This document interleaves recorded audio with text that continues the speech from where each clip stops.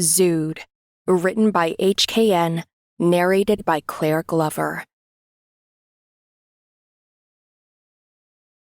Chapter 1. One Dumb Ad. I should have known she was batshit insane. All the prancing around in the dumb ads. But all it took was one dumb ad, and Janie was hooked. All she wanted to do or talk about was the cool zoo on the TV. All I wanted to do was to make her happy. After her dad left, I tried so hard to make her a happy kid again. Nothing put a smile on her face more than that lunatic, though. Danielle Screckle, a former ballet champion turned Olympic gold medalist figure skater. She completed her metamorphosis by becoming the founder of Zoo for All. I always wondered if the name was supposed to be a pun, but it made absolutely zero sense. Janie just turned 10 when she saw the ad for the first time. I remember sitting on the couch braiding her hair when it came on. She's always loved animals, but she was glued to the screen when that jingle came on. Zoo for all, it's Zoo for all. Get your tickets, one for all. A woman sang over the most colorful and obnoxious green screen I've ever seen. The poor woman was certainly not paid enough for that. Janie begged me for tickets. It was an enticing deal. One ticket would allow an entire family to enter the zoo. Looking back, it was too good to be true. But this was my first chance to do something special for Janie since her dad left. I trusted my gut at first. Every time that ad came on, my instinct was to change the channel. But Janie always wanted to watch it fully. It's burned into my mind now. I can almost recite it completely from memory. I especially hated it when Miss Screckle herself made an appearance at the end of the ad. Remember, boys and girls, using any of our logos, music, or respective trademarks will get you zooed. So don't do it, she'd say with controlled chaos in her eyes as she stared down at the camera. Zooed. Now that was absolutely a pun. Not a good one, but a pun nonetheless. The puns, the bright colors, and the upbeat music all appeal to kids. At the very least, Janie could make some new friends. The zoo wasn't too far from where we lived in Delaware. After Screckle retired from figure skating, she bought the Brandywine Zoo and rebranded it as Zoo for All. I remember going to the Brandywine once as a kid. It was a beautiful zoo, and I enjoyed my time with the animals. I thought that it would at least be a welcoming sight. Sadly, upon rolling up to the zoo with Janie and my beat-down Camry, all I saw was neon. It looks just like the commercials, Mom, Janie said, exuding enthusiasm. It sure does, I said, trying to match her enthusiasm. I didn't want to ruin her fun. I was doing this for her, after all. I cringed at the bright neon signs and arrows pointing guests toward the entrance. I chalked it up to bad marketing. The idea of seeing cute animals and Janie's smiling face kept me going, as well as the coffee I downed before the drive. Janie and I stepped out of the car and were immediately greeted by the mascot of Zoo for All, Kevin the Komodo dragon. The mascot was massive. He towered over me, and before I could process anything, he shoved a colorful map into my hands. At first, I couldn't tell if Kevin was an advanced animatronic or someone in a suit. That curiosity was quickly settled when Kevin let out a hearty sneeze. Sorry, ma'am. Spring allergies are getting to me, the poor guy in the suit said, barely audible. Don't worry about it, I replied, looking around the mostly empty parking lot. He let out a quick cough before getting back into character. Hello, I'm Kevin the Komodo dragon. Here is a map of the beloved Zoo for All. You can enter the main hall over to your left and explore at your leisure, Kevin said before letting out another sneeze. Thanks, Kevin. Say thank you to Kevin, Janie, I said, trying to break the awkward silence. Thank you, Kevin, Janie said before handing Kevin some tissues from her pocket. Why, thank you, little girl. You've made Kevin's day, Kevin said, shoving the tissues up his large Komodo head. Janie's kindness forced me to crack a smile. She's been through a lot at such a young age. Regardless, she's shaping up to be a good person. It's hard to be a single mom, but having Janie as a daughter makes it a lot easier. Good kid, Kevin said, looking up at me after what I assume was a much overdue nose wipe. I'm just trying my best, I said, seeing other guests enter the main hall.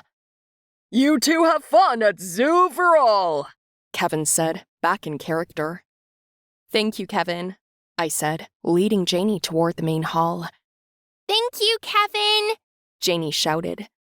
Janie and I entered the main hall with no second thought.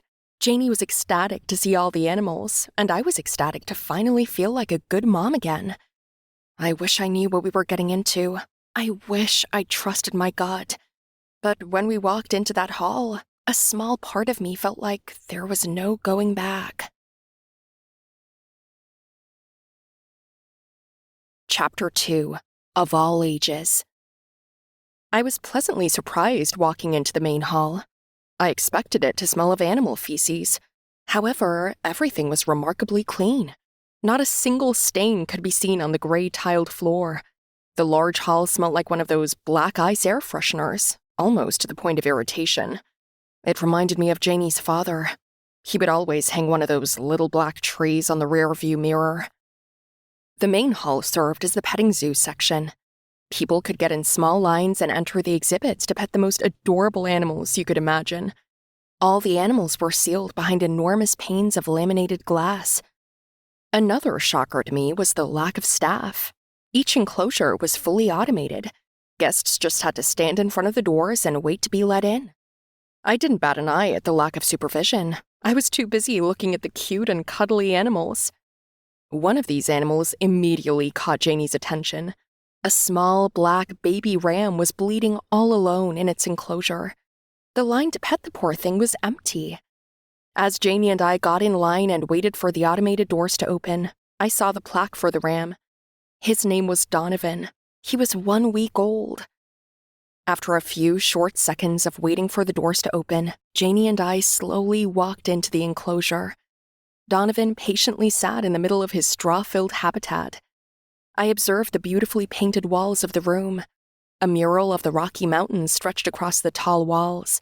The floor was covered in what seemed to be natural dirt. I saw small blades of grass protrude from the soil. I held Janie's hand tight. Even though I wasn't afraid of Donovan, it's always safe to be wary around animals. As we both walked closer, I let Janie's hand go as she knelt to rub the back of Donovan's ears. Donovan bleated in what seemed to be gratitude. It saddened me to think that maybe we were the first to pet Donovan today. I crouched and pet Donovan on the back. He's so soft, Janie said, rubbing the top of Donovan's head. Yeah, he's still a baby. I wonder when his horns will grow out, I said, standing up and plucking Donovan's black fur off my white sweater. Why is he all alone? The other animals aren't, Janie said, standing up and looking through the glass.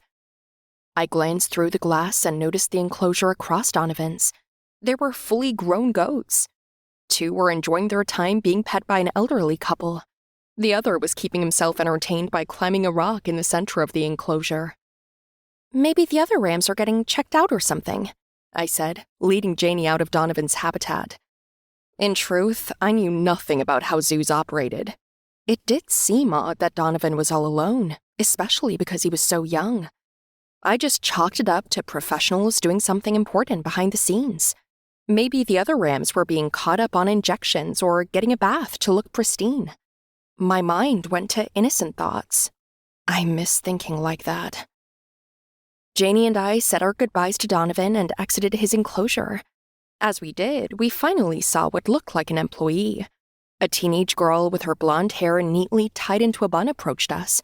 Her gray uniform was speckled with bright purples and blues. The Zoo for All logo took center stage on her shirt. It made her a walking billboard. Hello, ma'am. The Rabid Questionnaire is going to start in 5 minutes. If you'd like to join, you can proceed to the water room just ahead and to your left, the employee said with exuberance. Rabid Questionnaire? Is that a pun? Are we being quizzed on rabbits? I said jokingly with a twinge of sarcasm to the employee. Her expression never changed. Her face still had a wide smile, and her eyes were still locked on mine. I couldn't believe I'd finally reached parent humor. I wasn't even 40 yet. My jokes not landing with youth was something I still needed to get used to. Feel free to enter the water room whenever, ma'am. The doors will be closed in 5 minutes. The employee repeated before quickly turning and walking away without missing a beat. Her walk was almost robot-like. She walked as if she studied the most effective and optimal walking pattern. Not necessarily a march, but a swift power walk. I had never seen anything like it, and I don't think I ever want to again. What do you think about the Rabid questionnaire? I asked Janie. Yes, let's do it! Maybe we can get a prize if we win, Janie said, practically jumping with enthusiasm. It was nice to see a genuine smile on Janie's face. She seemed so happy and excited. We never saw a gift shop, but the park was big, so perhaps it was tucked within deeper. Winning something would be nice. I didn't know that Janie still liked stuffed animals. Maybe it could serve as something to remember the experience here at Zoo for All. All right, well, I hope you brushed up on your animal knowledge because I aim to win, I said semi-jokingly to Janie. I've always been a competitive person. I held Janie's hand and led her to where the employee pointed us to. The entrance to the water room was beautiful. Water surrounded us as we stood in awe in this glass tunnel. Fish of varying shapes, colors, and sizes swam over and around us. I was alarmed by the speed they were swimming. They zoomed around, nearly bumping into one another with reckless abandon. The dazzling array hooked our attention until a group of teenage boys bumped into us. Reality came crashing back down as the 5 of them crowded the tunnel. Yo, what type of fish is that? One tubby kid said, smudging his finger on the glass as he pointed toward a rather large-eyed yellow fish. Pretty sure that's a fart fish. Just look at it, another shorter kid said, trying his best to keep a straight face. There was an ungodly number of expletives and laughing as I quickly walked Janie down the tunnel. No doubt the boys were making use of the one-ticket-for-all bargain. I was surprised that there weren't any other large groups making use of the deal, but I was glad the zoo wasn't too crowded. Despite the intricate design and strange employees, the zoo felt otherwise intimate. It seemed like people of all ages were enjoying themselves. As Janie and I walked into the water room, we were greeted with a fresh scent of the ocean breeze. The walls were aligned with fish tanks housing various types of aquatic life. Minnows, salmon, carp, bass, and mackerel all called this room home. Fish weren't the only inhabitants of this room, however. Crustaceans like crabs and lobster dominated the far left tanks of the room. The marine life was nearly as diverse as the people in the water room. Other visitors of the zoo were seated around dark, circular wooden tables. On the far left side of the room, sitting near the lobsters, was the elderly couple that was petting the goats in the main hall. They looked well into their 80s, but their attitude and vibrance showed no sign of aging. They looked around in wonder at all the fish and patiently sat at their table. Seeing them made me happy. It was refreshing to see old love. Obnoxiously and loudly, the boys from earlier claimed a table at the center of the room. They seemed to be competing over who could make the crudest jokes. I saw a table at the far right side of the room and led Janie there. The jokes became distant murmurs by the time we sat down. The lights in the water room began to dim. As they began to dim, 2 employees, whom I failed to notice, started to close the doors of the room. Before they could shut them, a bearded man, no older than his 30s, barged into the room with a young boy. "There's still time to join the questionnaire, right?" he asked with sweat on his brow. "Yes, sir. The Rabid questionnaire begins in 2 minutes. Please find a seat," an employee said with a monotone expression. The man and the child quickly made their way to a table right in front of ours. They sat in anticipation as the doors finally closed shut. At this point, Janie and I noticed the small stage in the room. The moment we noticed was the moment the show began. Chapter 3. A Rabid Questionnaire. The lights in the water room practically went out before the massive, deep purple and blue stage lights came on. They illuminated the empty stage. I could see the massive black curtain concealing someone. The slightly raised curtain revealed two small, golden heels. Suddenly, an enthusiastic girl's voice boomed over the speakers near the stage. Ladies and gentlemen, children of all ages, please give a zoo-tastic welcome to tonight's Rabid Questionnaire host, the spectacle herself, Miss Screckle. The voice celebrated. The curtains were pulled aside, and she elegantly twirled to the center of the stage. She wore her red hair up in a high updo style. Her black dress was speckled with gold that perfectly caught the lights on the stage. It was like her dress was adorned with stars. Her eyes immediately caught my attention. Regardless of the bright lights on, her eyes remained wide open. Not even a hint of a squint could be seen on her face. Wow, look at all of you! I hope you've had an amazing time so far at Zoo for All, Screckle said with a wide smile. All of us? There were maybe 15 of us at most in this room. I wondered if Zoo for All always drew little crowds. Maybe everybody just opts out of the questionnaire. Regardless, Miss Screckle's comment left me with a large ovation. Even I had to admit that the place was unlike any other zoo. Well, boys and girls, today's your lucky day, because the winner of the Rabid Questionnaire will win a prize like no other, she exclaimed as she threw her hands up. I told you there was going to be a prize, Janie quietly whispered to me with excitement. The winner of tonight's Rabid Questionnaire will get a special sneak peek viewing of the upcoming exhibit. The rules are simple. Shout out if you think you got the answer. But if you get it wrong, your entire table loses that round and can't get the point. The table with the most points after 5 questions will win. So, without further ado, let's begin, she said as a large screen turned on behind her. The screen shifted the room into a deep shade of yellow. The golden light danced off the shadows of everyone in the room. Janie and I sat in anticipation of the first question. My knowledge of animals was minimal, but I desperately wanted to help my little girl win. First question. Name one bird that can drink salt water, Screckle asked. Just like that, the game had begun. The tension in the room quickly rose as everyone started to think. Before I could even process the question or think up an answer, a voice called out from the center of the room. Seagulls? One of the boys at the center table guessed, scrunching his face and hoping he was correct. Correct! Seagulls and other marine birds have a super special gland that flushes out all that salt. Sort of a trick question because the water they digest doesn't have any salt, Miss Screckle says before realizing she's trailing off. Anyway, that is 1 point for the center table, Screckle says, turning her ultra-enthusiastic tone back on. That's okay, I thought to myself. There are still 4 more questions left and plenty of opportunity for Janie and me to win. Plus, Screckle did say that was a trick question. I hoped the rest of them would be rather straightforward. Question 2. Think carefully now, my fellow animal lovers.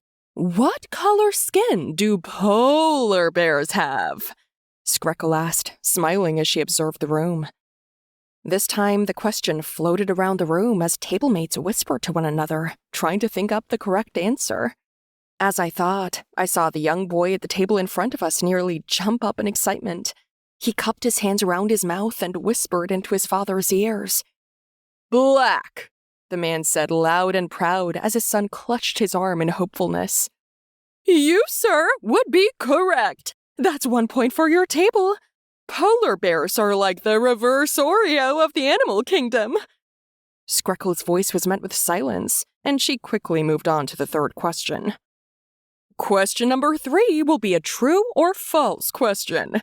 True or false? Squids have gills, Screckle asked with a smile across her face.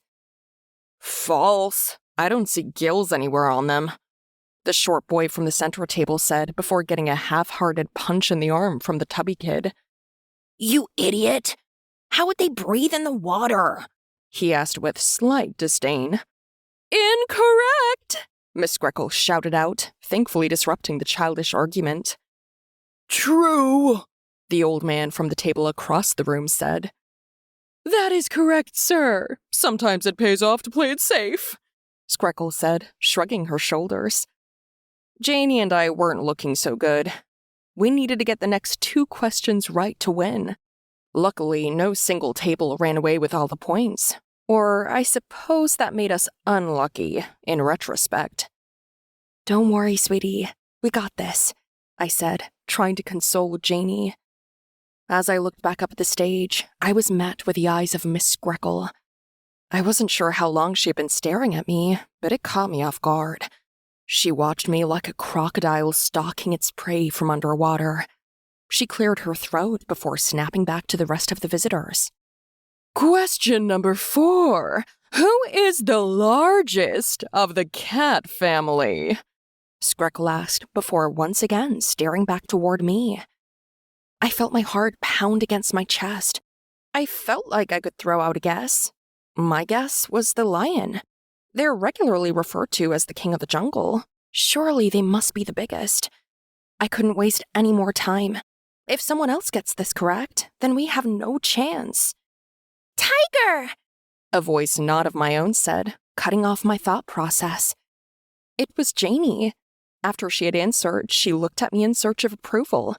My face almost sank into a frown before Screckle chimed in. Correct! That is 1 point for that back table.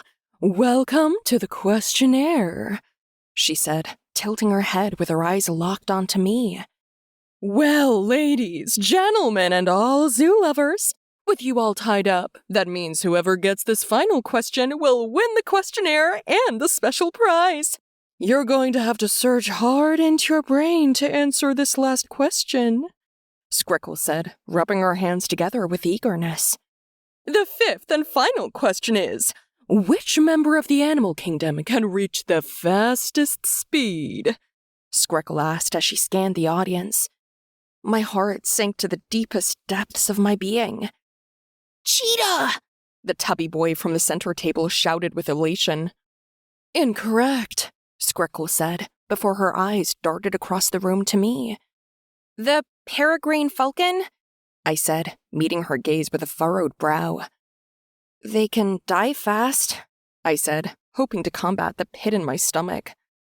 It was a stupid fun fact that Janie's dad liked to say to impress people. He said it on our first date.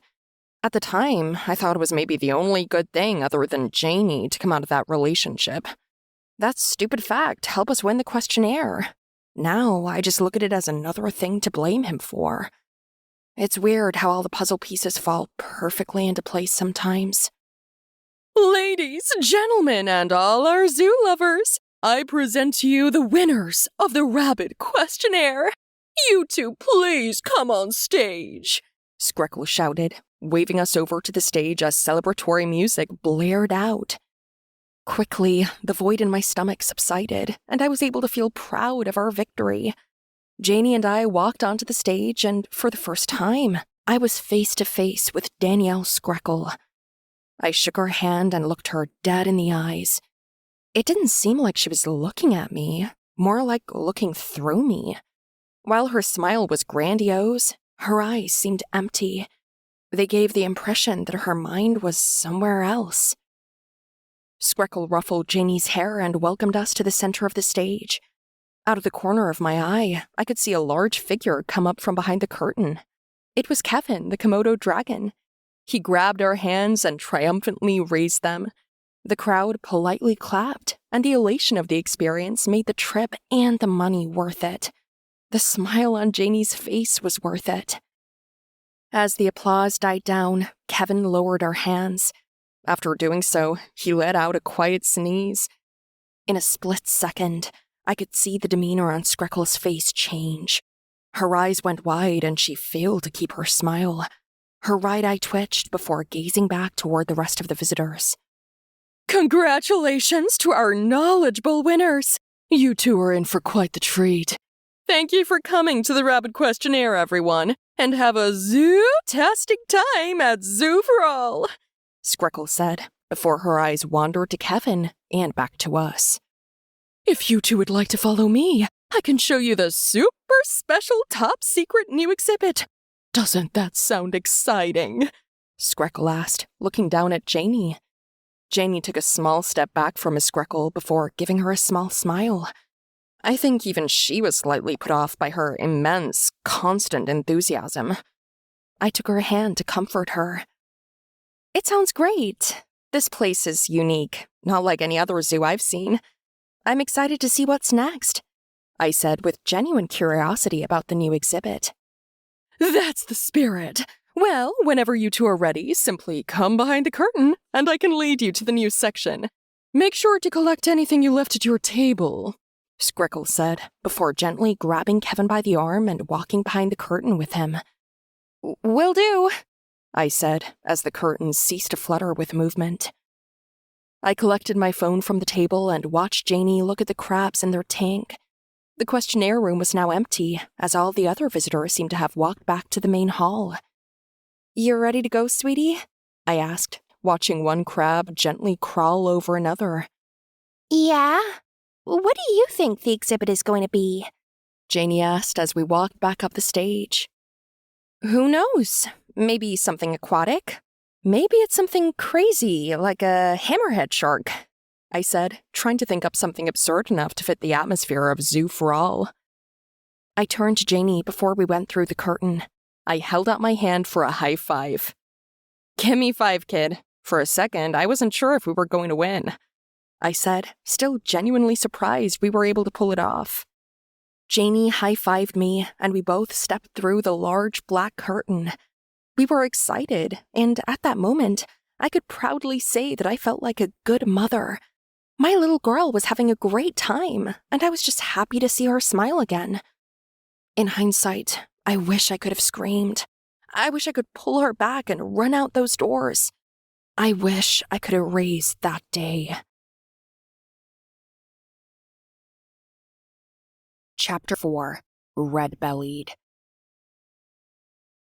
We got through the curtain, and I was immediately startled to see Miss Screckle sat, legs crossed, in what looked like a director's chair. She was sipping away at a teacup in her left hand. Her eyes danced back and forth between Janie and I, but her cup never left her lips. Kevin was nowhere to be found, but I assumed that he went through the door to the right of Screckle. I held Janie's hand, and we approached the fancy lady. I think we're all set for the new exhibit, I said with a smile to the still sitting Miss Screckle. Oh, I hope you two are. You're not just going to see a new animal at Zoo for All. You're going to get a sneak peek at an entirely new section. Isn't that exciting? She asked, looking at Janie. Yeah, I'm excited, Janie said, quietly trying to show her excitement. She's a little shy, I said, putting my hand on Janie's shoulder. Oh, that's okay. It might be surprising, but I used to be a shy little girl too.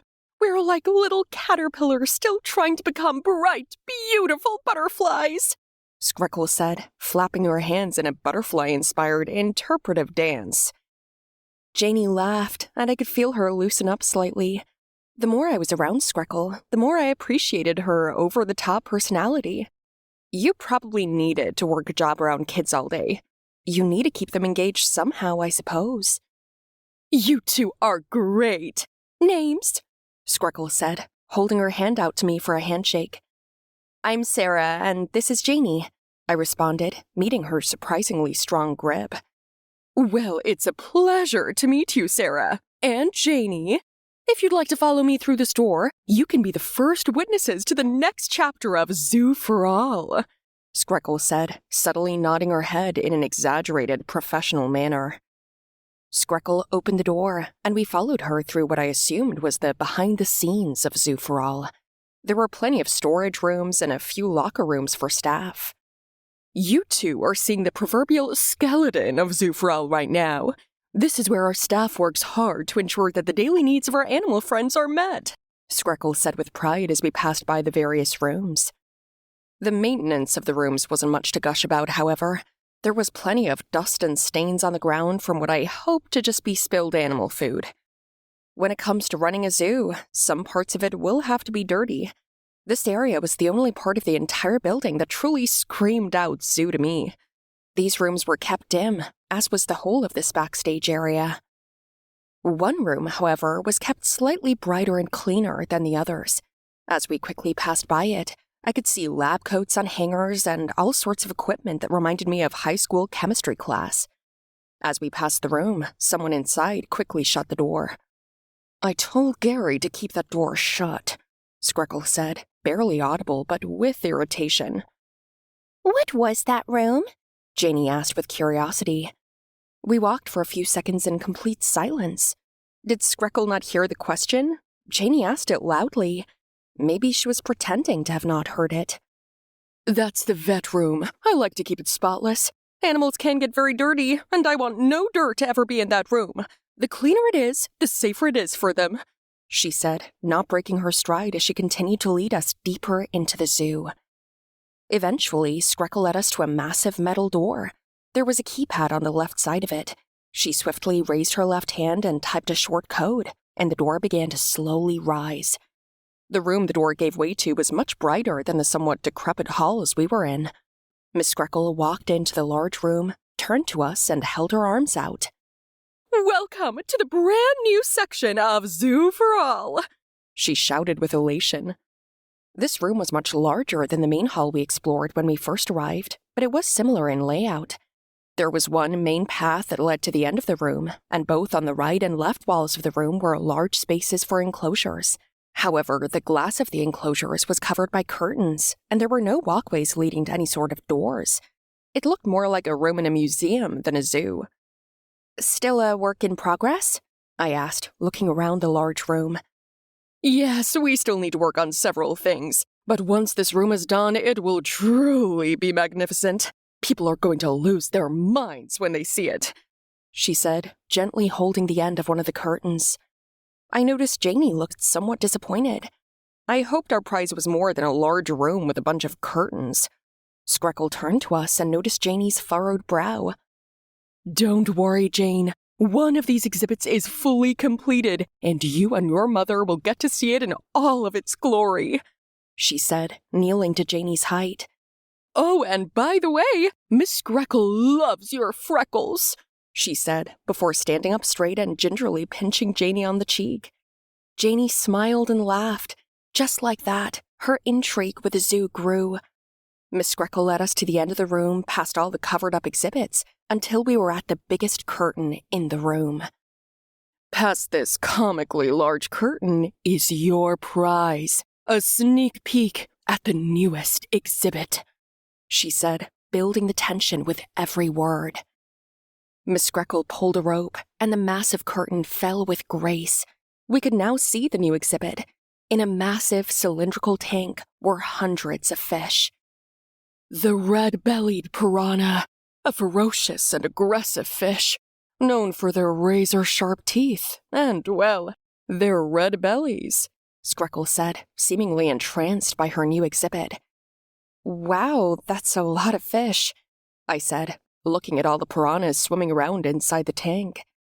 At that moment, I could feel it all shift. The atmosphere in the room wasn't one of education or the love of animals anymore.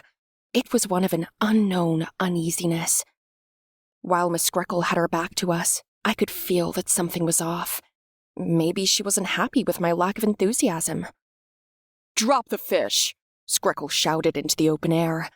Suddenly, the carcass of a massive, bloody fish was dropped into the tank from above by two men in dark jumpsuits standing atop a scaffold. Within seconds, the piranhas swarmed it, like piranhas to a carcass. Whatever massive fish was dropped into the tank ceased to be, as the piranhas tore off chunk by chunk until the tank was only filled with blood.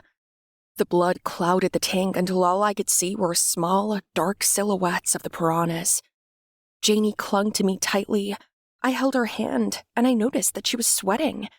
The sight of this feeding frenzy wasn't one she enjoyed, and as a mother, I knew that I had to get her away from it. "Well, thank you for the experience. It's one we won't forget.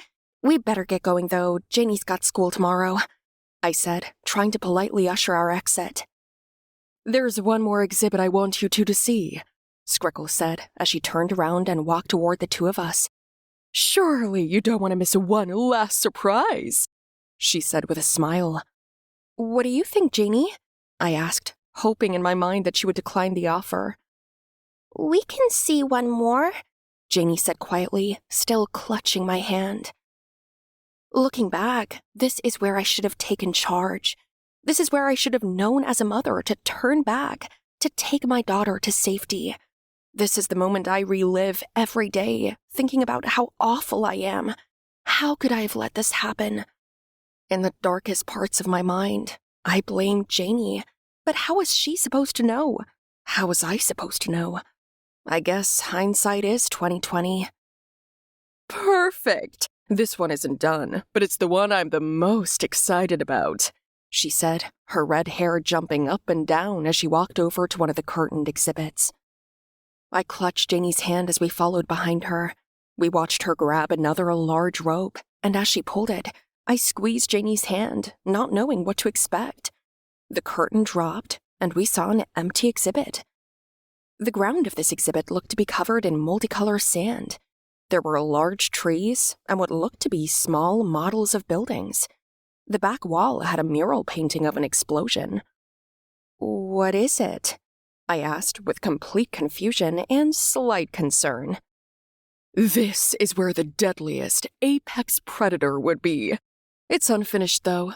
This glass is just for display. Wouldn't be able to hold a toddler, she said, carefully looking at the mural. The mural and the buildings pushed my mind in one direction, but the sand led it to another. I think only someone as deranged as Screckle could understand the exhibit just by looking at it. I studied the mural closely, and that's when I noticed something hanging from a mantel above it. It looked like a hollowed-out rifle, and in the chamber was a small golden vial. She saw me notice the rifle. All those animals, all those questions. You all got those questions wrong, you know. What's the fastest animal? Screckle asked with a rhetorical tone. Humans, she answered herself as her eyes darted back and forth between Janie and me. We can fly jets that are faster than any animal alive. We can build machines that can lift thousands of tons. We could adventure the depths of the oceans if we wanted to. We are the apex, and I need your help to prove that. What do you need help with? I asked as I slowly took a step back from her, bringing Janie with me. I've made something, and well, I need to test it out. But I've got to make sure you're a suitable candidate. So, all I need you to do is just breathe, Screckle said, as dozens of cylindrical objects arose from the floor and began spewing some sort of gas into the room. Before we could even react, Janie and I both collapsed. I instinctually caught her before hitting the ground myself. The view of the bright room quickly faded as Danielle Screckle stood over us with a crazed smile. Chapter 5. Certainly not stupid. I gasped for breath. I coughed my lungs out. I was awake in a large room. The room was barren. White walls surrounded every side, minus my left. The left was glass, but the glass was covered with a curtain from the other side. Did I wake up in an insane asylum? Had my entire life from that point been made up? Nothing felt real. Janie was not with me. The anxiety I buried with pills and therapy started to creep out of my soul. It was now piloting my mind, and my mind wanted to scream. So I did. I let out all my frustrations and fear, but I didn't know that this was just the start of the fear, of the terror. There was a door in front of me. The white doorknob blended into the walls. I walked up to it and tried to open it, but it was locked. That's when I heard her voice, her terrible, grating, manic voice. Not just yet, Sarah. That door will open when I allow it. Screckle's voice echoed throughout this room, the cell. It came from speakers near the ceiling. Where's Janie? Let me out of here, you psychotic bitch! I screamed, feeling as if that was my only option. Didn't your mother ever teach you to use inside voices? Trust me, if you want to see Janie, You're going to want to keep it quiet in there, she said, talking to me as if I was a child. I thought that maybe I could reason with her. Maybe she was just another rich person going through a psychotic breakdown. But that gas, this room, it all seemed too well planned. This is illegal. You can't keep people against their will. Once people find out about this, you're going to jail. To prison, I said, wiping the tears from my eyes. Not everything is quite that simple, Sarah. You see, what I'm doing will benefit all of humanity. The world has forgiven far worse for the greater good, Screckle said, immediately shooting down my hope to negotiate with her. Just tell me where Janie is and if she's okay. I'll do whatever you want, I said, leaning against the glass. Now that's the type of attitude that I need. It's certainly the attitude you'll need. If you cooperate and listen, you and Janie will be completely okay. Now, turn around, Screckle said, before a drum roll began playing over the speaker. The drum roll invaded my mind. It slammed against every inch of my brain and skull before finding a perfect, permanent home directly in my hippocampus. The moment it reached its crescendo, the black curtain covering the glass fell. I could see Janie. I could see my little girl. She was in an identical enclosure to me about 30 feet away, penned up like an animal. Mom, what's happening? I could hear her scream as she pounded on the glass. Janie, everything's going to be all right, I shouted back to calm her down. As she pounded on the glass, I remembered what Screckle said before about how the glass is just for display. I stepped back from the transparent pane so I could have a running start. I then ran forward and drove my shoulder into it as hard as I could. My body recoiled, and I tumbled backward. The glass didn't budge, and then that speaker turned back on. I'm many things, Sarah, but I'm certainly not stupid. That glass isn't giving way to anything, and even if it did, do you really think that you wouldn't just end up right back where you started? Screckle laughed a horrible laugh. It drowned out all my thoughts. I sat up and peered across at Janie, who was also now sitting on the floor. I could see tears running down her face. I knew that our safety and our lives were now in my hands. I had to do whatever it took to get us out of there. It's okay, Janie. I'm going to figure this out and we're going to be okay, I said, barely believing the words coming out of my mouth. Are you ready to finally begin your journey, Sarah? Screckle asked as the speakers crackled. What do I need to do? I asked calmly, keeping my composure for Janie's sake. It's simple. I need you to get through a series of... Screckle paused for a moment. Obstacles. You need to prove your physical capabilities through these obstacles. But I need brawn and brains. So you're going to have to guide Janie through her own set of obstacles. If you two can get through all of them, then you get to be my little lab rat. Doesn't that sound exciting? Screckle asked, sounding like an obnoxious game show host.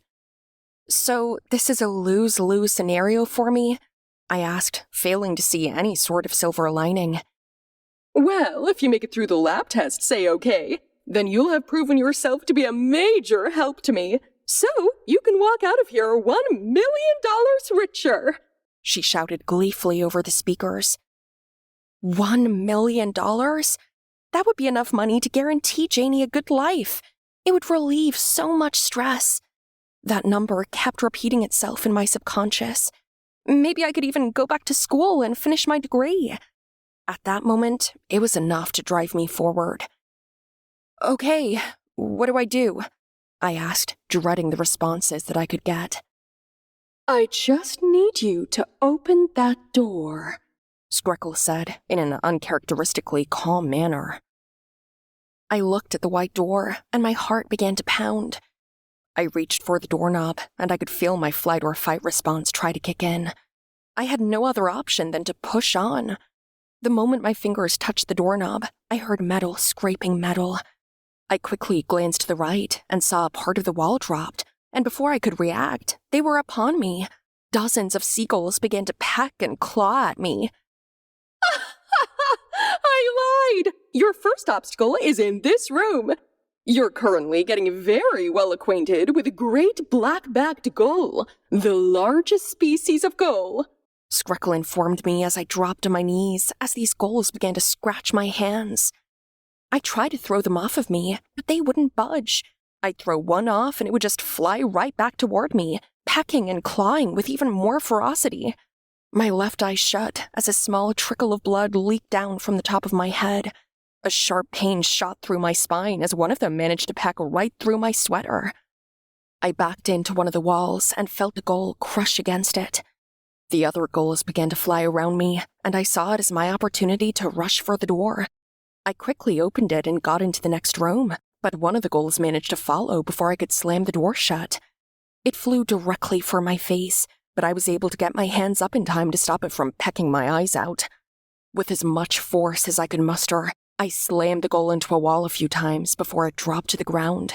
It desperately tried to flap its wings before dying on the floor. Janie, did she suffer the same torture that I did? This room was identical to the last. I ran to the glass and peered through to see Janie as far away from the glass as she could be. Janie! I screamed, trying to get her attention in the new room I was in. She looked at me, and the relief of seeing me wasn't enough to cure her fear. I'm okay. Just sit tight, sweetie, I said before catching my breath as I leaned against the door. I wiped the blood out of my eye as the cut leaked more blood down onto my white sweater. I looked at the dead bird by my side. It looked sick. It had large, bulging yellow veins. Congratulations, Sarah! You've just completed your first obstacle. You have 2 more left to go. Sorry for lying. I just love the look of surprise on people's faces. Screckle giggled before I heard her take a long sip from a cup. What about Janie? I asked, assessing the holes in my sweater. Well, her obstacle will begin the moment she opens her door. Don't worry, nothing's going to jump at her. This is purely meant to test how well you can guide her. Feel free to take as much of a breather as you want in this room, Screckle said before a few more long sips. I looked through the glass and saw that Janie's next room was curtained up. I couldn't see what she was going to have to face. Perhaps Screckle was also testing my ability to think on the fly. I want to go home, Janie cried to me as her eyes began to well up with tears. I know, sweetie, me too. But the only way we can do that is by pushing through, I said, trying to get her to calm down. Why? Why can't we just sit in here? She asked. She had a point. I stood up and looked up at the speakers. What if we just don't do anything? I asked, knowing that Screckle said we could rest for as long as we wanted. The speakers crackled back on, and I heard another long sip. That's cute. That's a cute plan. What's not cute is you constantly challenging my intelligence, Sarah. I'm not sending any employees in there to feed you. So if you want to sit and relax, then that's fine with me. I hope you enjoy starving to death, Screckle said in an irritated tone before the speakers crackled back off. There was no way to cheat ourselves out of her sick and twisted game. We were stuck, and we only had one option, which was to go through the doors. If I only had 2 more tests left, Janie probably had 3. It was time to start that first test. Chapter 6. Best of Shape. I knew that if we were to survive this, Janie and I would have to cooperate. She's just a little girl. She didn't deserve any of this. But we were in it, and we only had each other. I could see the fear in her eyes. The fear of the unknown behind that door was consuming her. It was consuming me, too. What's in the room, Mom? Janie asked, slowly getting closer to the door. I don't know, sweetie. There's a curtain covering the glass, so I can't see. I think once you open that door, it'll drop, I assumed, hoping Screckle wasn't going to pull another terrible joke. You'd be correct, Sarah. It wouldn't be fair if you got to peek now, would it? Miss Screckle asked with a tone that oozed with sarcasm even through the speakers. It's okay, Janie baby. I can guide you through this, okay? Just listen to Mom. I said, hoping to build her confidence. I'm going to open the door, Janie said with her hand on the doorknob. The doorknob twisted, and Janie quickly swung it open before backing away from the door. The black curtain fell, and in this room, I could see snow all over the floor. There was a catwalk that extended from the door she had opened. Underneath this catwalk, about 6 feet below, was a grisly sight. Mom, what is that smell? Janie asked, covering up her nose with her sleeve. Not all the snow on the floor was white. Some of it was blood red. Laying amongst his entrails was the poor kid who had to play Kevin, the Komodo dragon. His giant mascot head was off, and standing over his corpse, feasting on his insides, was a massive polar bear. The polar bear didn't seem to care about the door being swung open. It was too busy enjoying its meal. I gasped with shock looking at the body of Kevin, or whatever that kid's real name was. He was nice. What did he do to deserve that treatment? What did he do wrong?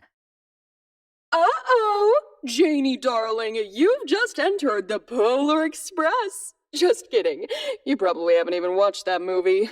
Our old friend Derek broke character one too many times with his cough and sneeze shtick, so he had to be dealt with. Only the best can work at Zoo for All, Screckle said, discarding Derek as if he was nothing, as if he wasn't another human being. Polar bear? Janie yelped before turning towards me. Stay quiet, Janie. There's a catwalk. The bear is under it. It shouldn't reach you, sweetie. Just walk on the catwalk and don't look down. Cover your nose, too, I advised, hoping that Janie still could listen to instructions given the current situation. Janie slowly walked through the door with both hands over her mouth and nose. She made it about a quarter of the way across the catwalk before the whole thing let out a loud creak. Oopsie! That old thing probably isn't in the best of shape, Screckle chimed in on the speaker, briefly. I could see the massive apex predator shift its gaze from its food to potential new food. It looked up and observed Janie's steady walk across the catwalk. To my horror, I saw the polar bear rear back and stand on its back 2 legs. It swiped with one of its massive paws and destroyed one of the supports for the railing of the catwalk. The catwalk let out a metallic scream, but luckily it stayed suspended. Janie screamed as she could no longer block out the enormous threat to her. She still had around 15 feet of the catwalk to go.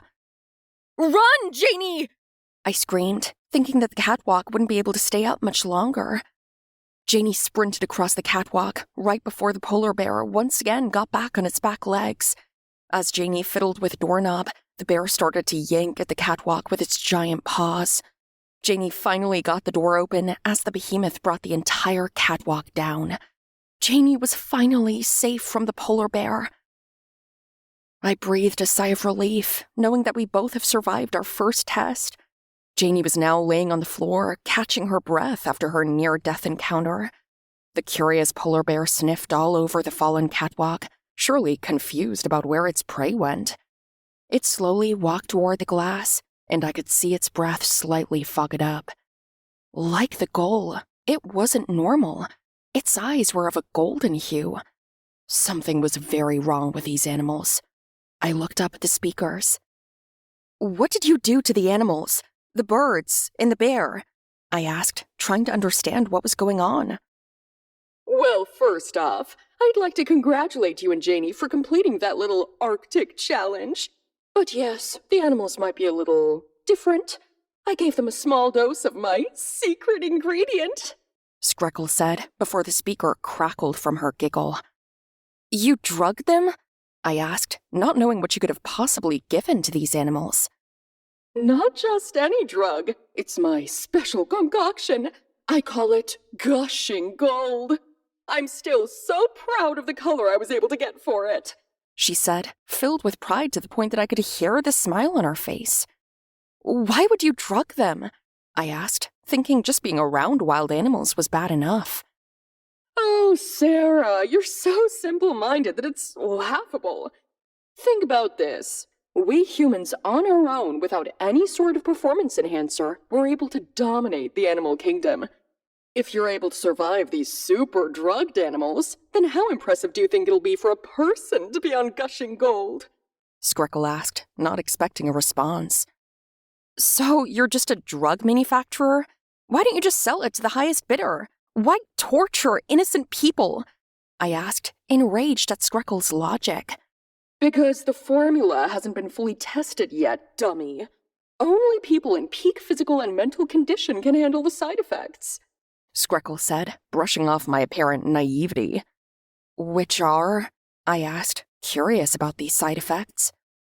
Dehydration, depression, exhaustion, and occasional muscle spasms, she said, listing them off like items off a grocery list. Once you're done proving your mental and physical capabilities with my tests, I can give you a dose, and if everything goes well, then in good faith, I can sell my drug to the masses! Screckle yelled through the speaker with glee. I peered through the glass at Janie, who was now sitting up and fully processing her encounter. You and I are going to be very rich people, Sarah. Now, enough talking. You have another test to do, Screckle said, before taking another long sip from whatever she was drinking. Chapter 7. Proved Me Wrong. Screckle was right. If Janie and I could get through these tests and the experiment, we would be rich, but I was starting to question whether $1 million was worth it for all of this. Regardless, Janie's safety was my #1 priority. I looked across at Janie and noticed she was in a similar buffer room to me. Plain white walls and a door leading ahead. Janie, honey, I need you to look at the room ahead of me. Can you see anything? Is it curtained? I asked through the glass, hoping to get any sort of advantage before I entered the room. There's no curtain, but I can't see anything. It's pitch black, Janie replied, squinting through the glass. My soul evaporated. It was pitch black. Were the lights off in the room? I tried to think of any scenario where this could go well for me. Nothing came to mind. I began to think about what animals were synonymous with darkness. Maybe I was going to get attacked by bats. You can't see anything, sweetie? I asked, just so that I could have more time before diving in. I see something glowing. It's hanging from a string or a rope, Janie said, pressing herself to the glass to get a better view. Now I was completely lost. While the entrance of Zoo for All was covered in all sorts of neon, I wasn't sure how any of it was supposed to help me. I was tired of trying to make sense of this place. I was tired of being afraid. I stood up and walked towards the door. I knew the room was pitch black, but just in case, I didn't want Janie to see what was about to happen. Janie, turn away, I said, slowly building more confidence within myself. Janie turned away and looked at the wall. Through all of this, she was doing surprisingly well, maybe even better than me. I thought that maybe she was too young to fully process what was going on. Maybe she was still in shock. I opened the door, and I was met with pure darkness. The only thing illuminating this room was a large, neon green, glowing ring attached to a rope. I wasn't going to waste any time. If there was a wild animal in here, I knew that I needed to be faster than it. My adrenaline surged through me, and I stepped forward, only to realize that there was nothing to step on. I plummeted into the cold, frigid water, and my body was racked with shock. I tried to stay calm and swim forward. The last thing I wanted was to get hypothermia. I collected myself and controlled my breathing and looked up at the glowing ring. I swam forward until I felt something wrap around my leg. A massive tentacle that broke the water and wrapped around my torso before dragging me deeper into the deadly depths. I felt my body being squeezed and crushed under the massive weight of this creature. I couldn't see anything in the darkness. I began to flail and thrash, hoping to break free from the clutches of this monster. The more I struggled, the more I felt my body compress into whatever shape this creature wanted me to be. I could feel my organs plead for mercy. I could feel my bones cry out in agony. In the struggle, I managed to get my head above the water once more. I quickly opened my eyes and took a deep breath. I was directly under the glowing ring. As quickly as the breath entered my body was as quickly as another tentacle wrapped around my neck. Back under I went, still in the deadly grasp of the sea creature. I couldn't hold my breath any longer. I gasped for air, but was only met with the icy cold water invading my lungs. Even though I was in complete darkness, I felt the world get darker. In one last surge of energy, I flailed my arms forward, hoping to strike whatever was killing me. I connected with something soft and fragile. It felt like a massive eye. I felt the tentacles soften around me as, one by one, they sank deeper into the dark. I desperately swam upward, and with the last bits of energy coursing through my being, I broke the surface, gasped for air, and pulled on the glowing ring. My eyes were blinded by the bright lights of this room turning on. I climbed up to the next doorway, hoping to dry myself as much as possible. I looked down into the water and saw my attacker. With the lights now on, the dark water was clearer than the summer sky. A massive squid, at least the size of my car, was lurking in the depths. All the color on my face escaped as I saw it reach a giant tentacle out of the water. Was my torment not done? A dark blue liquid began to seep into the water from the walls. Something was spewing it in. The tentacle fell back into the water, and I could see the squid swim its way to the bottom. In exhaustion, I opened the door and collapsed to the floor. Congratulations, Sarah! You just had a wild, watery adventure with my favorite new addition, the giant squid, Screckle said, but in all honesty, I could barely make out the words. I took deep breaths, trying to get as much oxygen as possible to my brain. I coughed up any excess water that my lungs didn't want to accept. I lay there in complete fatigue, still shivering from the freezing water. You did great, Sarah. I thought that was the end of our fun together, but you proved me wrong. Here, let me warm you up in there, Screckle said, showing an ounce of empathy. 2 massive heaters I failed to notice upon my disoriented entrance switched on and began to warm me up. I saw the color return to my hands, and my feet could once again feel as they twitched in my soggy shoes. I slowly saw the world come back into focus. I now knew that I couldn't predict Miss Screckle's next test. I was horrified by what my next obstacle could be. But first, I had to get Janie through hers. Chapter 8. Sleepy Little Wimps. With my body finally returning to a healthy temperature, I sat up. I glanced over to Janie's room. She still had her back to me, and she had her hands over her ears. Hopefully, she didn't see or hear any of what had happened. Even if she did look, perhaps it would have been too dark to make any of it out. Janie, you can look at me, baby, I said, still feeling my sore lungs beg for more rest. Janie turned to me and lowered her hands. I could now see the fright written on her face. She wasn't in shock anymore. The adrenaline must have worn off. At that moment, she was finally understanding the gravity of our situation. Janie, you're up next, The speaker popped on. Good luck in your next room, Screckle shouted like a cheerleader. I peered through the glass and looked across the room. While the bottom half of the glass was covered with a sleek black curtain I was accustomed to seeing, the top half was left visible. I could see the top of a tree. The base of the tree must have been 10 or 15 feet down from the door. Janie, when you open the door, there's going to be a drop, so don't immediately walk forward, I said, recalling my previous experience with my room. Janie nodded, her tears now dry on her cheeks. She slowly walked up to the door. There's also a big tree. You might have to jump to it. It's not that far from the door, I said, estimating it would be around a 3-foot jump. Janie's hand rested on the doorknob. She knew that the moment she opened it, she'd be in danger once again. Janie slowly twisted the handle and pulled the door open. The black curtain gave way, revealing the bottom half of the room to me. Both Janie and I's eyes widened as we saw the huge tiger sleeping under the tree. The tiger's enormous shoulder slowly rose and fell as it slept. Thankfully, Janie's entrance hadn't woken it up. The breath I've managed to hang on to left my body. I knew that if I spoke, the large, predatory cat would wake. Janie was on her own. Janie carefully moved to the entrance's edge. She looked down and assessed the jump she'd have to make to the tree. It was a short gap. She could certainly make it. But jumping onto a tree isn't necessarily the quietest endeavor. Janie glanced towards me and then back at the tree. Then she leaped. Janie gracefully left her feet and landed on a large branch.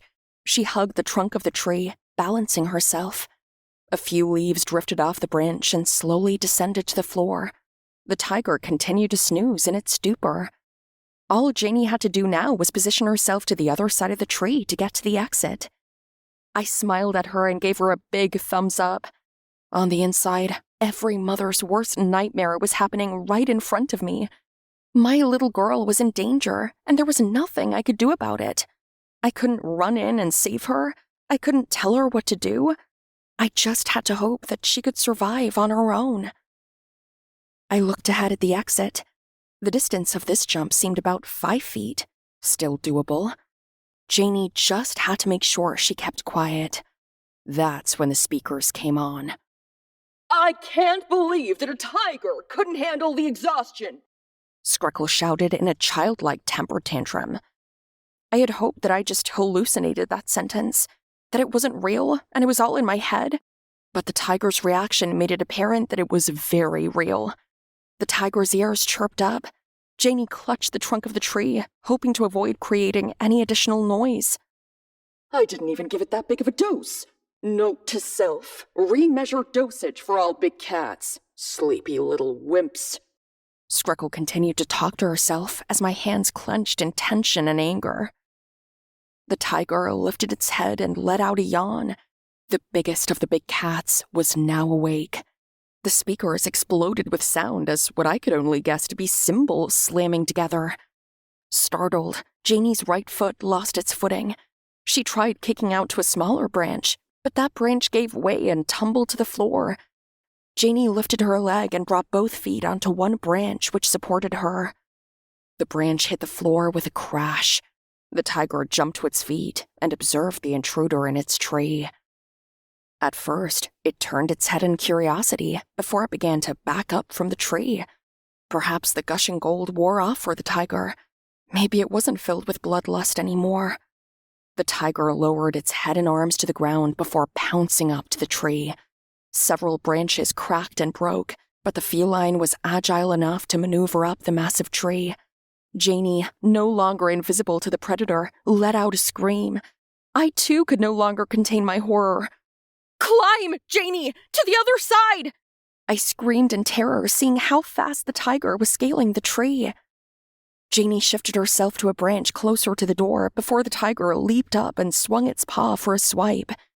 Janie tried to lift her leg away, but the tiger left her with gashes above her ankle. She screamed in agony. Janie moved to an even closer branch, and in doing so, sent the branch she was on falling. This relatively large branch cracked the tiger on the head, and the big cat tumbled off the tree and hit the floor with a thud. In her moment of respite, Janie left her feet and jumped to the exit. She quickly opened the door and entered the next room. The tiger got back on its feet and circled the tree. It noticed that its prey had escaped. It slowly walked back toward the glass before laying down and drifting back into its slumber. The trauma of the experience briefly subsided, and my anger began to take over. Screckle's bullshit was crushing my psyche, and I couldn't take it anymore. I turned to the speakers and prepared to shout all my rage away. They switched on before I could let it all out. Congratulations, you two! Only one teensy-weensy test left, and that big check of $1 million is yours, Screckle said as I pictured her unyielding smile in my mind. I needed that money. We needed that money. I unclenched my fist, my jaw locked. One more test. I couldn't imagine it getting any worse than before. We were already in this deep, and there was nowhere to go. One last push. Chapter 9. To be satisfied. Janie was already in her next room. I looked through the glass just to make sure her room was safe. It was curtained. Immediately, my adrenaline guided me toward my door. I opened it in a hurry and stumbled into the next room. Confetti, balloons, party hats, and cake? The curtains fell. I saw Janie in a similar room, albeit with a smaller cake. The bright colors dancing around the room made me dizzy. I was growing accustomed to the muted white of the rooms. I looked up. Speakers. Surprise! You both deserve a nice, relaxing party for the work you've done so far. You're almost there to prove yourselves as top-tier humans. Enjoy your cake and feast, Screckle said before the speaker switched back off, gifting Janie and I silence. Janie had already begun eating her cake. She grabbed herself a slice. I looked down at the rainbow-colored dessert. It was pre-cut in neatly even slices. I sat down on the floor and grabbed myself a slice. It was sickly sweet, but at that point, I was starving. You okay, Janie? How's that cut? I asked, trying to avoid the frosting on the cake. She showed me her bloodied leg. The cut didn't look deep, and the bleeding seemed to have stopped. It hurts, she sniffled, wiping away tears and holding her leg. Don't worry, sweetie. Once we get out of here, I'm taking you to a hospital and I'm never letting you get hurt again, I declared, trying to make myself believe my own words. Janie nodded. I wondered what was going through her mind. Was she mad at me for not protecting her? Was she ever going to trust me, or anyone for that matter, ever again? The money wasn't worth the psychological damage. I knew that, but it was a consolation prize, an additional prize for surviving. As the cake slowly satiated my hunger, I began to think about what comes after. We do some experiments, we get our money, and then we go home. But I could tell them everything that happened. It seemed like a miscalculation on Screckle's part. How was she going to ensure I didn't spill everything? By then, I knew not to underestimate her. Everything's been calculated so far. Why would she fumble then? I stood up and gazed at the speakers. My mouth opened. I turned towards the door. Just one more of her torturous trials. I was in no position to negotiate or even ask questions. Why bother? Janie limped to her feet and looked at the door ahead of her. Knowing that we had one more obstacle left was a slightly comforting feeling for me. Just one more level of hell.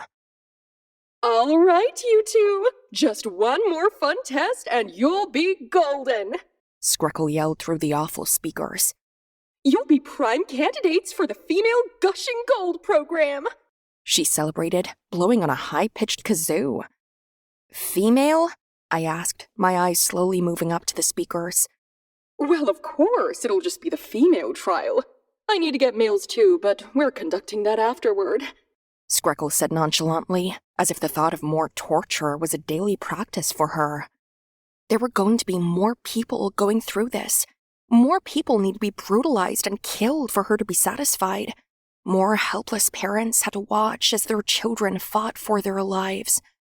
I could never take that money and be silent, knowing others had to suffer. It all snapped in my head. I'm going to kill you, I said blankly to the speakers. Excuse me, Sarah. I cut the psycho off. Janie and I are getting out of here, and then I'm going to kill you, you narcissistic, wannabe drug dealer, I said, finally letting out all the pent-up aggression I had for her. That tone is hardly I didn't want to hear any more from her. You're not even a scientist. You're a washed-up Olympian who belongs in an insane asylum, I shouted at the top of my lungs. Quiet! Screckle screamed through the speakers, causing my eardrums to ring. Maybe you're right, Sarah. Maybe I'm wrong about all of this. Trying to find the best specimen in this disgusting, useless society was a waste of time. I've had the best specimen the entire time. I don't need you or Janie anymore. You're free to rot, Screckle said, as the speakers powered down for the final time. I looked towards Janie. For the first time in a long time, she looked proud of me. Proud to call me Mom. I needed that. We both knew that we needed to go through these doors. Screckle wasn't going to hold back, and maybe I finally found the determination to fight back. Chapter 10. Gushing Gold. Janie and I walked toward our respective doors. Hopefully, this would be the last time we'd have to go through doors like this. Their slick, metallic frames were the opposite of a welcoming sight. They meant danger. They meant knowingly walking into a potential death sentence. But if Screckle was truthful that there was one more test, then that means the next set of doors would lead to potential freedom. I swung the door open. It was the room Screckle showed us before she revealed her lunacy.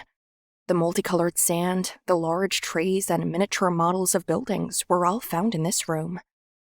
I slowly walked to the center, feeling the sand shift under my shoes. I looked towards the wall opposite the glass. The mural of an atomic bomb was painted as the centerpiece of this exhibit, the human exhibit. That's when I saw irregular movement out of the corner of my eye. I turned to the glass and saw Janie in her room. She wasn't alone.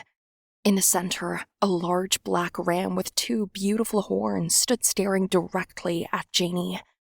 Janie was frozen. There was no catwalk, no tree to climb on. She was a few feet away from the ram. Janie looked towards me. I motioned my head towards the door. Maybe she could wait in the previous room for me to get her out. Janie slowly backed away and reached for the doorknob. The door was locked. They must have all had automatic locks. She was stuck. The ram was frozen like a statue. Its heavy breathing was evidence of its life. The ram walked towards Janie. Janie closed her eyes and pressed herself on the door. The ram's horns were abnormal. They had golden streaks running up and down. It undoubtedly was injected with Miss Screckle's serum. The ram, now inches away from Janie, began to sniff her shirt. The horned animal then tilted its head before circling back to the center of the room. Janie opened her eyes and looked at me. In disbelief, all I could do was stare back. Was this animal docile? Janie steadily crept towards the ram that seemed to be beckoning her. I shook my head. At the end of the day, it was still a wild animal. She disregarded me and continued her approach. I saw as she placed her hand on its head. Janie began to pet the ram, who gladly accepted the kindness. I couldn't help but laugh. This entire time, we were conditioned to always be on alert, to always assume these animals were filled with unending bloodlust. But it seems that not every animal can be corrupted by that vile injection. Janie was safe for the time being. However, I was not. Something kicked up the sand behind me. I quickly turned to try and see what it was. A branch snapped behind one of the large trees. I had my back against the glass, waiting for the creature's attack. That's when she tiptoed out. It was Danielle Screckle. Her high, updo hair was now down to its full length past her shoulders. Her fancy dress was replaced by one typically worn by figure skaters. It kept the theme of the golden specks on a black dress. Her high heels were gone, and she was now wearing black ballet shoes. While the attire was jarring, her eyes were what caught my attention. The would-be whites of her eyes were almost of a golden shade. She injected herself with gushing gold. I could see the veins in her arms and neck pop out with intensity, streaking across her body like golden lightning in the sky. In her hands was a spear with a particularly sharp end. All this time, I tried to find the peak out in the public. I tried to find the apex, the deadliest. But I don't need to search anymore, Sarah, Screckle said, locking her golden eyes onto mine. You're insane! That stuff is poisoning you! You need to see a doctor, I said, pressed against the glass, knowing I had nowhere to go. You know nothing! I know the side effects. I made the damn stuff. Think about how far humanity will go on my serum, Sarah. Janie would get to grow up in a world where no animal could ever harm her, Screckle said, the side of her mouth beginning to foam slightly. "Don't say her name," I demanded, hopelessly trapped with her. "She'd get to see athletes twice as strong, twice as fast. We'd get to finally take the next step in human evolution, the next step towards pure dominance. We've always been advancing the mind, Sarah, but now it's time for the body to catch up," Screckle shouted, launching the deadly spear in my direction. I ducked down in the nick of time. The spear pierced the glass, now stuck halfway through it. While I was quick enough to dodge the spear, I was not quick enough to dodge her next attack. Screckle pounced on me like a ferocious animal. I could feel punches rain down on me with a speed I'd never felt before. I felt bones and joints pop in pain. Screckle pushed my head against the glass and screamed in my face. The eyes I looked at were eerily similar to those of the tiger we'd met prior, filled with rage and unyielding desire to destroy. Suddenly, I was back on my feet, albeit momentarily. Screckle lifted me back up and grabbed the collar of my sweater. She hurled me halfway across the room, and I hit the sand hard. I felt a shock wave ripple up through my spine. I clenched my fists and shook my foot. Somehow I wasn't paralyzed. I rolled closer to the back door and tried to get to my feet. My white sweater was now covered in the reds, blues, and yellows of the sand. I stood up straight before she dove upon me once more. She charged at me like a lineman and slammed me against the wall. The back of my head cracked, and I could feel a liquid warmth trickle down the back of my sweater. I heard something snap. However, it wasn't one of my body parts. Moments after I was speared into the wall, something fell and struck Screckle on the back of the head. The object clattered to the ground, specks of sand now complementing its sleek design. It was that strange, hollowed rifle. A small golden needle sat where a bullet ought to be. Screckle was stunned, and this was my chance. She was still pressing me against the wall, so I pushed her back. She staggered a couple of feet back, but I could see the ferocity in her eyes. I balled up my right hand and threw a punch. It connected flush on her jaw. I could hear a satisfying crack. However, the pain wasn't satisfying. Pain splintered down through the joints of my fingers and knuckles. I broke my hand. I fell to my knees in pain as Screckle stood over me with a bloodied lip and a toothy smile. I reached with my broken hand toward the rifle, but Screckle pressed her ballet shoe down on my hand. My ruined appendage pressed into the sand from the weight of her foot, and I let out a scream. The pain was unbearable. "I am living proof that my serum, my gushing gold, is a success! I am the apex, the queen of the jungle, and I've grown tired of hunting you," Miss Screckle said, taking her foot off my mangled hand and pulling me back to my feet by the collar of my sweater. I threw the sand in her face. The fine grains got into her eyes, nose, mouth, and hopefully any unpleasant area they could find. I pulled the collar of my sweater into my mouth and bit down hard. With my left arm, I grabbed her shoulder, and with my right, I began thrusting my fist into her face. Tears began rolling down my face as my hand begged for mercy. No matter how hard I hit, I couldn't draw blood. She seemed invincible, unstoppable. Screckle grabbed my right hand and squeezed it mercilessly. My mouth unclenched from my sweater, and I howled in torment. Screckle twisted me around and pushed me face first into the glass pane. My nose struck first, and I could taste my mortality on my lips. I turned from the glass, only to see Screckle charging me like a rampaging bull. She ran through me, and I could feel the wind get knocked out of me. The glass shattered, and we both landed on shards of razor-sharp death. Screckle was now on top of me. In her left hand was a particularly sharp shard of glass. She thrust down, but I was able to get both my hands up to prevent her from impaling me. I held her arms in place, but I couldn't match her strength. The shard was inching closer and closer to my throat. She looked down at me with widened, crazed eyes and a smile ripped straight out of a horror movie. I spit into her face. Bloody crimson mixed with saliva splattered into her eyes. Immediately, her hands shot upwards to try and swipe away the disgust and discomfort. I pushed her off me and I got to my feet, glass still stabbing through the back of my sweater. You disgust me, you animal! I'm going to rip you apart! Screckle bellowed, still wiping her eyes. I walked towards the new piranha exhibit ahead of me. It was the only part of this room unexplored. At best, I could find an exit, and at worst, I could get some distance from Screckle. The red-bellied little fishes danced around the massive cylinder. There was a set of stairs leading upward to the top of the tank. I also noticed that the end of the scaffolding led to a door. I painfully worked my way up the stairs, gripping the rail with my good hand. The metal stairs clanged with every footstep I took.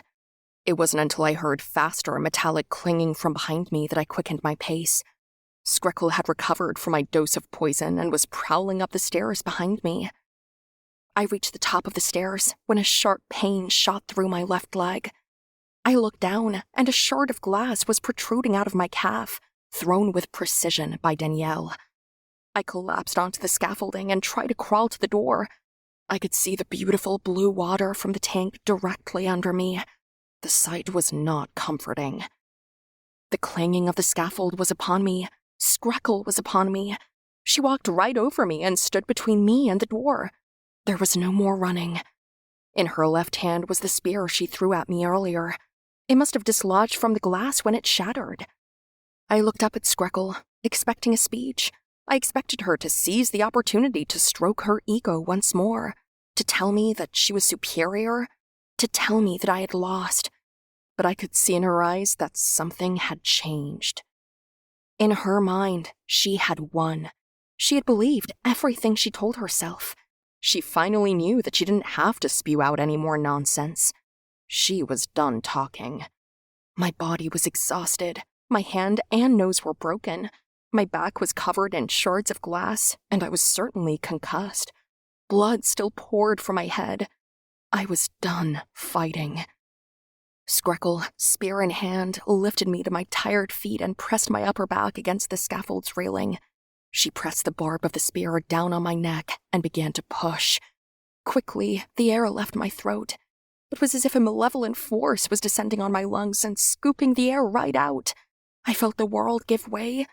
All I could hear was the rippling of the water moving inside the tank. I started to not feel anything. Was this what dying felt like? Something pricked my shoulder. My faded eyes shot awake, and my hands powered up to the barb of the spear instinctually. Screckle and I were pushing against one another now. I, now standing up straight, headbutted her with as much force as I could generate. My forehead collided with the bridge of her nose, and she staggered backward, blood pouring from her nose. The spear was now in my possession. I looked at my right shoulder. In it was a small golden needle. I pulled it out and turned round. I looked down and saw Janie out of her room with a hollowed rifle in hand. Next to her was the black ram. The glass wall of her exhibit was completely shattered. I turned back to Screckle and dropped the unwieldy spear. My heart began pounding through my chest. A loud ringing invaded my ears. I stared Screckle directly in the eyes. I wasn't looking at her. I was looking through her. All I could see was my prey, and I wanted to kill it. Screckle threw a punch that I swiftly ducked. I rocked Screckle with an uppercut, dropping her to her knees. I grabbed her collarbone tightly with my left hand and began raining down punch after punch with my right. I felt like I was going to punch directly through her skull. I wasn't against the idea. I struck harder with each collision, trying to break the very structure of her face. I must have connected a dozen times before I let my hand rest. I looked at the beautiful, bloody mess of my art. I lifted Screckle to her feet and put my entire body into a right hook. The strike sent her over the railing and into the red-bellied piranha tank. She helplessly slapped her arms around, trying to stay afloat. The apex predator couldn't swim. Her head bobbed up and down, trying to take in as much air as she could. I picked up the spear and took one last look at Danielle Screckle. I always hated that look in her eyes. I threw the spear and it pierced her forehead, skewering it. The life instantly left her eyes, and her body sank as the piranha smelled a new meal. I watched the feeding frenzy with awe. The beautiful blue descended into a deep red that encompassed the entire cylindrical tank. Bits of flesh scattered around as each fish tried to claim a piece. I slowly descended the scaffolding and stairs and walked toward Janie. The ram stood in place, welcoming my arrival.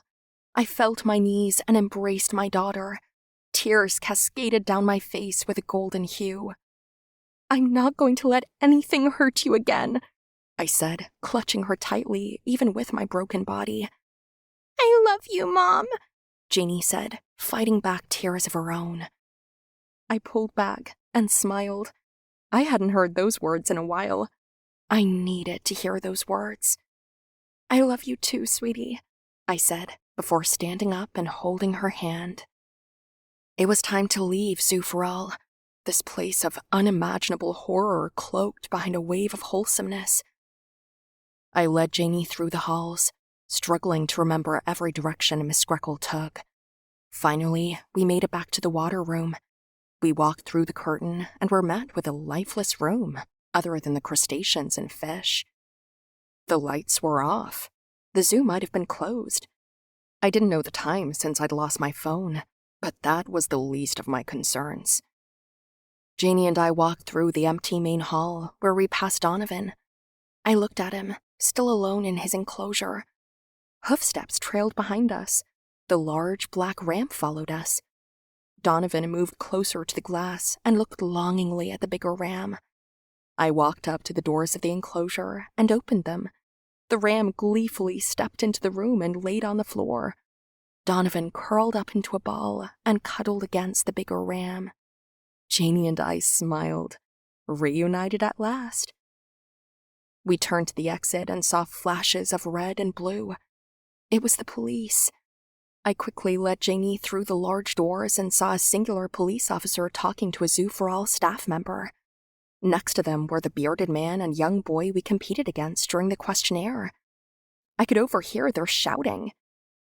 "And this employee grabbed me and my son and tried to stick us with a syringe," the bearded man said, trying to stay calm. "Officer, this man and his son tried entering an off-limits part of the zoo, and the syringe story is completely fabricated," the employee said, nervously sweating. "I'm going to be taking written accounts from both of you, but I do not have a permit nor permission from the owner of the establishment to enter the zoo," the officer said hastily, scribbling notes onto a small pad. My sweater was covered in sand, glass, and blood. My nose and hand were broken beyond belief. My leg was still pierced with a shard of glass.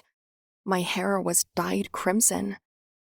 I gently squeezed Janie's hand and walked towards the officer.